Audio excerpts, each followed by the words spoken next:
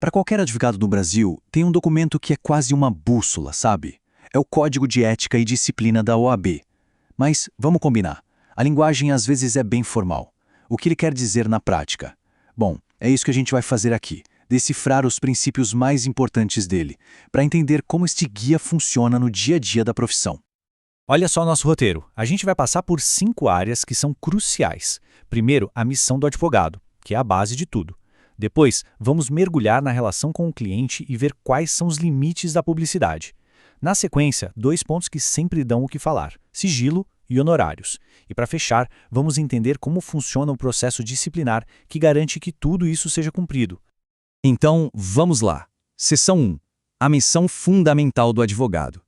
Sabe, antes de decorar qualquer regra, o mais importante é entender o porquê por trás delas. Não é só uma lista do que pode e o que não pode. É sobre um compromisso, um propósito muito maior. E logo de cara, no preâmbulo do código, a gente encontra essa frase, que é poderosa: lutar sem receio pelo primado da justiça. Isso aqui não é só uma frase bonita, não. É um chamado mesmo, um chamado à coragem que define o padrão para toda a advocacia. A defesa da justiça tem que ser sem medo, acima de qualquer coisa. Ok, mas como essa missão tão grande se transforma em algo prático? É aí que entra o artigo 2º. Ele pega essa ideia e transforma em deveres concretos. Preservar a honra, agir com honestidade, cuidar da reputação e um ponto super importante, estimular a conciliação, o acordo, antes de partir para a briga. Pensa nisso como se fosse uma bússola moral mesmo, que orienta cada decisão. E falando em decisões, isso nos leva direto para a seção 2, a confiança na relação cliente-advogado.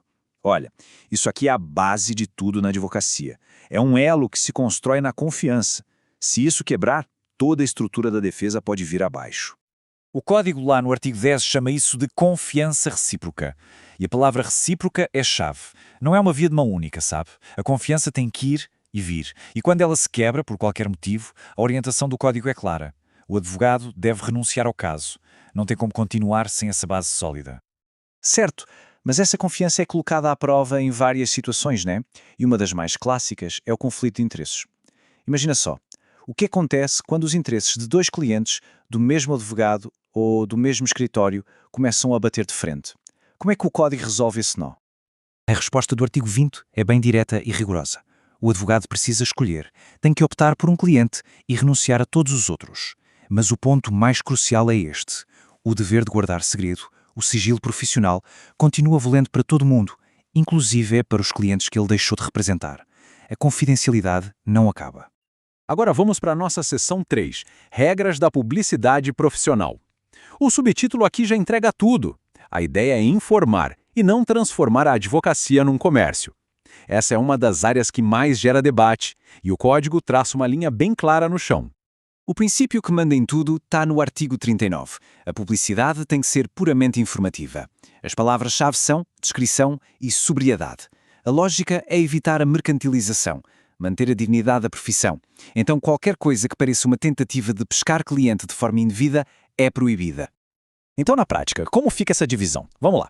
É permitido ter um site informativo, claro. Colocar seus títulos, suas especialidades, patrocinar um evento cultural, tudo bem. Agora, o que não pode?